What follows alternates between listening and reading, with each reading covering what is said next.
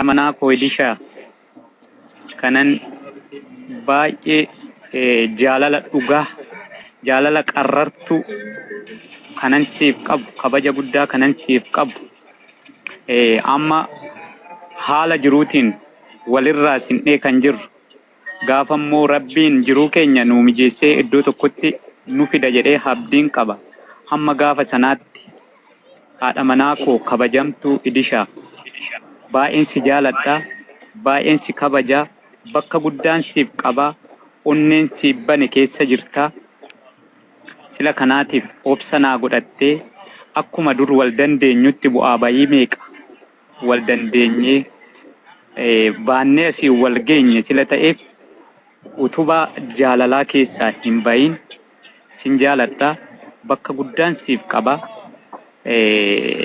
naa obsee koo yoonillee si miidhee jiraate immoo dhiifama naa godhii baay'een si kabajaa baay'een si jaaladha naa jiraattu sin jira lubbu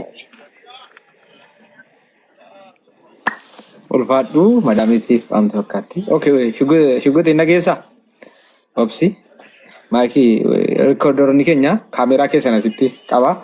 Okay, kan darbee yoon dogoggoriira ta'e jechaanillee ataadha warraa kiyyaa dhiifama jedhii kanatti dogoggortillee dhiifama sii godha ani fatarra booddee kaduraa jaala cimseetti waan jedhu itti dabali caalaa toletti jalaa itti sinis eegaltu.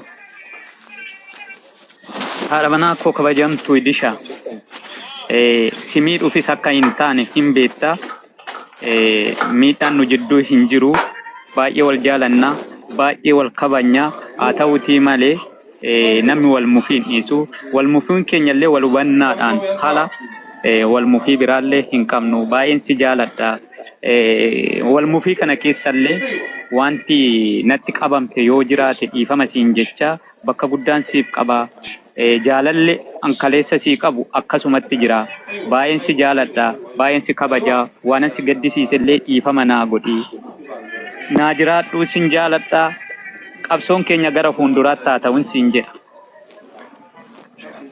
Hayyee miyuutiin raabayii abbaa warraa koo kabajamaa koo abbaa ijoollee koo gara fuula duraa abbaa maal koo jettee sirriitti waan daqiiqaa tokko ga'uun bareechitee akka qalbii isaa hawwachuu dandeessutti isa miidiyaa kanarra ba'ellee yoo tarii natti mufattee sababa haariibsi jalaa callimnaan jaalala naaf qabduuf jecha yaadatti dubbatte yoo dogoggora ta'ellee dhiifamette sirriitti dibbin godhiti dabareen maqaa isaa waami. Deemtu tasumaayyuu narkaa badanatti nuunan beeka.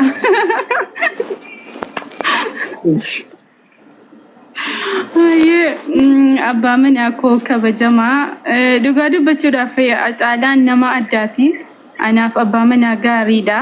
Inshaallah yoo rabbiin immoo gara fuulduraatti ijoollee nu kenne akka inni ijoollee isaatiif illee abbaa gaarii ta'u akkasumattuu nan beeka nan amanasi inni abbaa manaa jechi abbaa manaa jedhu qoftiyyuu itti xiqqaata caalaatti. Dhugaatti anatti balleessa malee inni takka anatti balleessee hin beeku. Ani tu wanti jechi abbaa manaa jedhu caala jaarsaaf jaartii isa jedhamurraa ijaaraa isa sirriidha jedhee tan amanaa caalaan. Jaarsa jechuun waan waa ijaaru miira jaartii jettuun immoo inni jaartii jechuudha miira ijaaraa isa sirrii isa dhugaadha hedduun si jaalladha.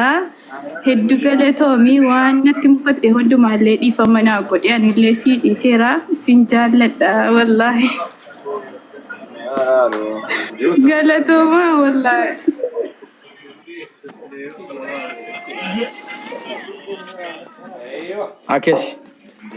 Akkasii kana ilaali miidiyaan keenya balaa qofa osoo hin taane nagaa akka labsu warri waraabdan naa ergaa utuu dubbannu asumaanuu daqiiqaa laaleera garuu booda nan baasa dheetii garuu warri waraabdanis naa ergaa gadan lakkisa feesbuukii irratti viidiyoo irratti hojjedhaa irratti dubbadhee tiiktookii irratti illee gadan lakkisa warri waraabdan naa ergaa akkasi har'a booda ilaali jaarsayyuu maatuma keessan barsiiftu malee xumuramaadha atillee bilbiltee fi waliin mari'attanii mee waliin dubbadhaa daqiiqaa tokko nan dhufa.